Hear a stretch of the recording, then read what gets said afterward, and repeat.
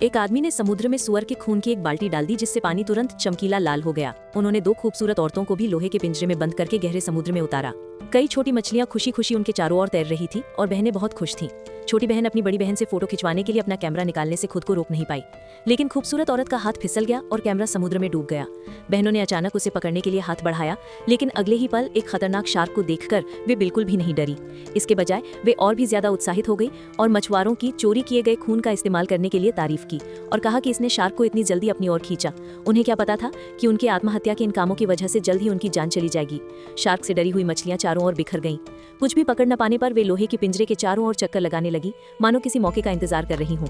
हालांकि पिंजरे से सुरक्षित बहनें शांत रहीं, यहाँ तक कि शार्क को उत्सुकता से घूरती रहीं। उसके बड़े आकार को देखकर हैरान रह गईं। लेकिन फिर बड़ी बहन डर गई और जल्दी से ऊपर वालों से उन्हें वापस खींचने की गुजारिश करने लगी। एक जोरदार धमाके के साथ ईल ऊपर उठी और जल्द ही पानी के ऊपर आ गई। बड़ी बहन का दिल आखिरकार शांत हुआ, लेकिन छोटी बहन खुश नहीं थी और उसने अपनी बहन के ऊपर जाने के बाद अकेले नीचे जाकर शार्क देखने का प्लान बनाया। अचानक मशीन फिर से खराब हो गई और ईल समुद्र में गिर गई। अचानक हुई इस टक्कर से दोनों बहनें डर गई। मामला और भी बुरा हो गया। जैसे जैसे वे दूर होती गई, उनका कम्युनिकेशन सिग्नल गायब हो गया। वे सिर्फ पिंजरे को कसकर पकड़े रह सकती थी ताकि नुकसान कम से कम हो। उनके सिर ईल से जोर से टकराए और वे तुरंत बेहोश हो गई। फिर रस्सी पूरी तरह टूट गई और ईल नीचे गिरती रही। आखिर में समुद्र तल पर जोर से गिर गई।